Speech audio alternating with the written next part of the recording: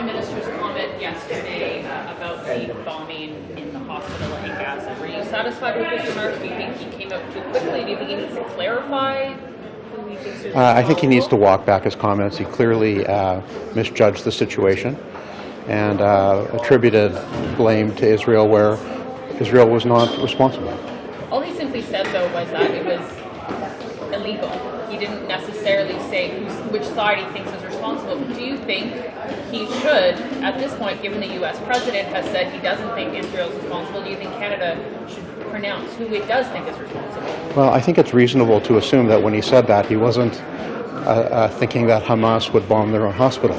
It was clear to me in his remarks that they were focused on Israel, and I think he needs to walk that back and take responsibility for that statement. Would you like to see the Canadian government follow in the footsteps of America and levy sanctions? America has now put sanctions in place on Hamas, on Qatar, on a number of related financial entities. What do you think about that? Yes. Thank you. Okay, great. Quand vient le temps de regarder ce qui se passe présentement, on écoutait votre chef hier à Sija, il y a eu 4 nations debout. C'est clair que vous êtes au diapason de la communauté israélienne. Malgré ça, avec ce qui se passe, est-ce que c'est le moment de réclamer un cessez-le-feu, par exemple? Actuellement, on est dans une position où le Hamas a été très clair et très violent envers Israël. Ça, c'est une situation qu'on n'a jamais vue depuis la Deuxième Guerre mondiale.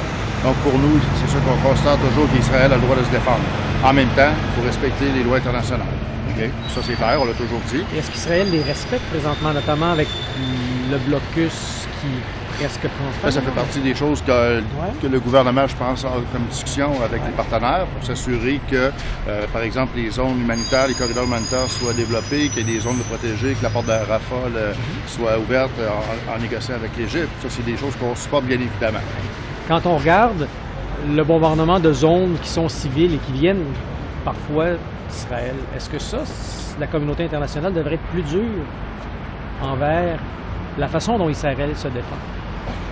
Israël, c'est Israël qui est en guerre actuellement contre la Hamas. Donc, Israël gère ses opérations. On ne commencera pas à gérer les opérations militaires. Nous, ce qu'on demande, c'est de respecter le droit international. Et aussi, il faut faire très attention à la désinformation. Je voyais un texte encore sur l'histoire, par exemple, de l'hôpital qui a été bombardé. On a rapidement dit que c'était Israël, alors qu'on voit que ce n'est pas du tout le cas. Il faut être prudent. Je pense que tous les parlementaires de tous partis doivent faire preuve de prudence. Pour avoir été militaire, pour avoir étudié les opérations militaires, je sais que c'est complexe. Je sais qu'il y a des choses qui peuvent être faites, d'autres non. Donc, on s'attend que ça se fasse à la façon dont la loi l'exige. Fait que selon vous, d'après les preuves qu'on a présentement ou les preuves qu'on n'a pas, qui est responsable de l'hôpital? Ben là, c'est ça. Là, je sais qu'il y a les Américains qui sont très impliqués, engagés. Hier, le président américain a fait un tweet justement en disant on a nos experts qui vont valider, mais ce qu'on a pu voir, c'est une source de groupe IG en anglais, qui seraient probablement les responsables de cet attentat. Donc, selon vous, d'après ce que vous voyez présentement, est-ce que vous êtes convaincu que c'est le djihad islamique? Mais comme je vous dis, je ne sais pas là, mais ce qu'on peut voir, c'est qu'il y a une forme de désinformation par rapport à Israël. Je reprends ma question, parce que ce matin, M. Ostrander disait, moi j'ai entendu M. Biden, il dit que c'est pas Israël, je le crois. Vous, votre position, c'est quoi? Ben, écoutez, les Américains, c'est sûr qu'ils sont nos grands partenaires. Les Américains ont des sources de renseignement que nous, ici, on n'a pas, que moi, j'ai pas. Si les Américains peuvent confirmer que le missile ou la bombe ne venait pas du côté israélien, c'est le cas, tout simplement.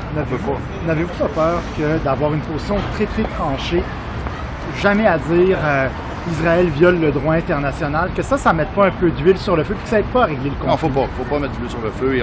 Notre chef était très clair, même dans son discours hier, était clair pour les deux parties, autant du niveau israélien que du niveau des Palestiniens.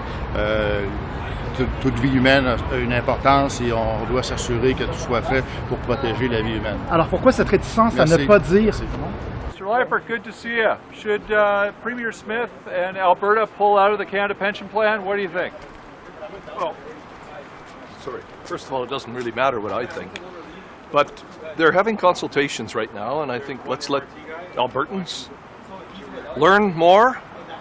And then I think the ultimate intention is to have a referendum and let Albertans decide. Do you think this is a distraction from other things going on in Alberta? I mean, No. The Liberals are suggesting that their people need something to hold on to. These are tough times. No, I think this is actually a good discussion to have, because one of the discussions that we've had in Alberta, or one of the beefs Alberta's had over the years, is things like equalization, where more money flows east than it comes back west. This is an example of where a study has determined that that is the case. So I think this is an opportunity for Albertans to have the discussion.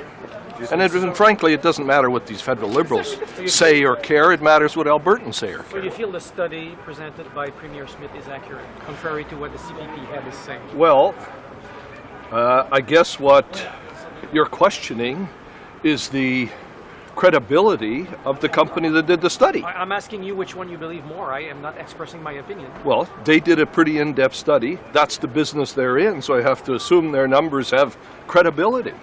I mean, for somebody to out here to just pull some numbers out of the air and say, you know, those numbers are wrong, I think they have a credibility problem. You know, I don't question the credibility of the company that did the study. So we'll see. Just over the border in Swift Current or Lloydminster on the Saskatchewan side, I mean, Saskatchewanians, Manitobans, others might be a little concerned with the amount that Premier Smith is trying to pull out of the CPP. Well, first of all, that would be a decision that I think would be taken into account through the whole consultation process. I mean, if that's a view of Albertans, then they need to express that view during the consultation process. So I think we just have to let this unfold and we'll see what happens. Great. Thank you.